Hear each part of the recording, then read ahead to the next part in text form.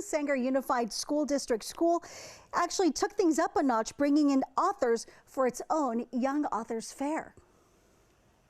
Ay, caramba. ¿Cómo llego? A la chica pachanga.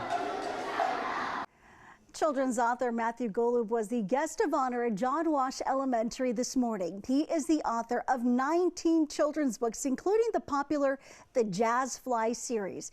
It inspires kids to love reading through lyrics, rhythm, and other languages. He took students through his own story writing process in a number of assemblies this morning.